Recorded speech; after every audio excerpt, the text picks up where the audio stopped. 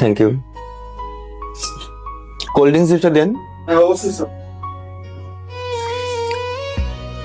মা, একটা আছে চিকেন, মুরগি আর একটা খাসি। তোমার জন্য খাসিরটা মা, আমি চিকেনই খাই।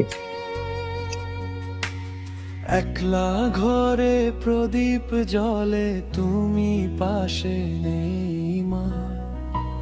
ধরো আমি করে দিচ্ছি। আঁচল ধরে ডাকার মতো কেউ তো আসে নেই মা। স্যার শহর জুড়ে হাজার আলো, আমার ঘরে আধার। বুকের ভেতর মা, আমার সেই ছোটবেলার অভ্যাসটা এখনো যায়নি। পাহাড়। খাবার খাওয়ার আগে দেখিছো নিচে পড়ে গেল। তুমি কোথায় শুরু করো তুমি। গেলে, কোন সে অচিন তুমি সবসময় এরকম কথা বলো না। অভাব মেটাতে শুরু করো, আমি পরে খাচ্ছি।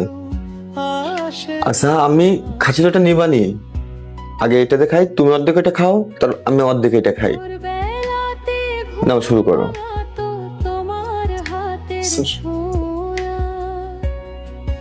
ঠিক আছে মা, এদের রান্নার মানটা কিন্তু অনেক ভালো মা। স্যার কিন্তু নড়াইলের ভিতর এরাই সব থেকে ভালো রেস্টুরেন্ট, এই জন্য ভাবলাম তোমাকে নিয়ে আজকে এখানে আছি। স্যার একটা কথা জিজ্ঞাসা করবো স্যার? হ্যাঁ বলেন।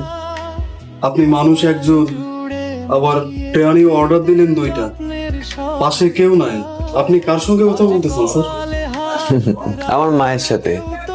কই আপনার মা তো পাশে নেই স্যার। আপনি হয়তো আমার মাকে দেখতে পাবেন না, কিন্তু আমি ঠিক আমার মাকে দেখতে পাচ্ছি। কত ক্ষত জানেন, আমি যখন খুব ছোট ছিলাম তখন আমরা অনেক গরিব ছিলাম। আমাদের পাশের বাসার কেউ যখন বিরিয়ানি রান্না করতো, আমার তখন খুব লোভ হতো। আমি আমার মাকে বলতাম, মা আমি বিরিয়ানি খাবো। মা খুব লজ্জা পেত।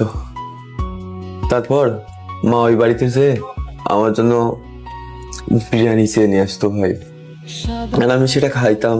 জড়িয়ে মা দেখে অনেকটা খুশি হতো। খুন দিলে পারি। কিন্তু ভাই বলনি তো ফিরবে না, কপাল এতটাই খারাপ, আমায় আরি। আমি এখন অনেক টাকা ইনকাম করি। মাটির ঘরে শুধু বিরিয়ানি না, তুমি এর থেকে অনেক দামি দামি খাবার আমি একা না আরো 10 জন মানুষকেও খাইতে পারি। একটা ঘুড়ি কিন্তু আমার মা আর এই দুনিয়াতে এখন আর বেঁচে নাই। খাবার পাতে বিশ্বাস করেন ভাই, আমি যখন কোথাও যাই